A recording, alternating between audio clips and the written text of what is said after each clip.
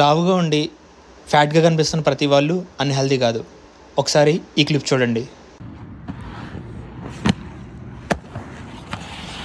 You might not like it, but this is what the peak male athletic form looks like, and there ain't a fucking thing you can do about it. చూసారు కదా, మన చుట్టూ 2 types of fat people ఉంటారు. ఒకటి నడవడానికి, మెట్లు ఎక్కడానికి కూడా ఇబ్బంది పడుతుంటారు, ఊరికినే ఊపిరి తీసుకోవడానికి కూడా కష్టపడుతుంటారు. అండ్ అనదర్ టైప్ ఇప్పుడు చూసిన పర్సన్ లాంటి వాళ్ళు. ఇతను మాత్రం డిఫరెంట్, ఎందుకంటే ఇతని యాక్టివ్ లైఫ్ స్టైల్ వల్ల తన బాడీకి కావాల్సిన దానికన్నా ఎక్కువ తింటుంటాడు. అందువల్లే బాడీ దాన్ని ఫ్యాట్ కింద స్టోర్ చేస్తుంది. బట్ అది just under the skin fat కింద మాత్రమే ఉంటుంది. ఆర్గన్స్కి ఆ ఫ్యాట్ అనేది పట్టలేదు. అండ్ ఇతను చేసే యాక్టివిటీస్ వల్ల ఇతని గుండె, ఊపిరితిత్తులు అండ్ అదర్ ఆర్గన్స్ హెల్త్ అనేది చాలా బాగుంటుంది, ఎప్పుడు యాక్టివ్గా ఉంటాయి.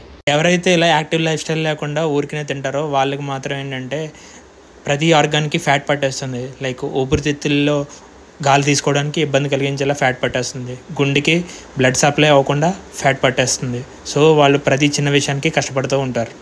సో జస్ట్ బాడీ చూసి ఒకళ్ళు హెల్తీయా కాదా అనేది చెప్పలేం. లైక్ ఈవెన్ కొంతమంది జిమ్ చేసినప్పుడు వాళ్ళు కనుక కార్డియో రిలేటెడ్ యాక్టివిటీస్ చేయకపోతే వాళ్ళు స్టిల్ అన్హెల్తీ ఉండొచ్చు.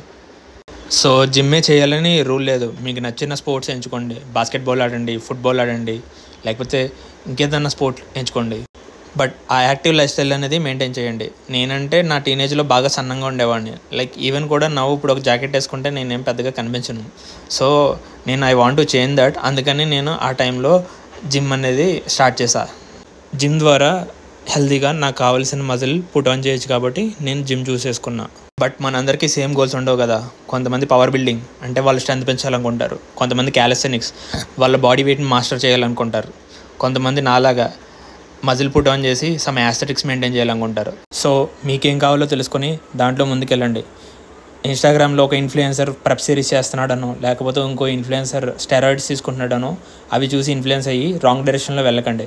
You won't have the motivation to continue that journey because it is not yours in the first place. అంతే గైస్, బాయ్. యాక్టివ్గా ఉండే మీ లడ్డు ఫ్రెండ్ని ట్యాగ్ చేయండి ఈ వీడియోలో, అతనికి ఈ రీల్ షేర్ చేయండి.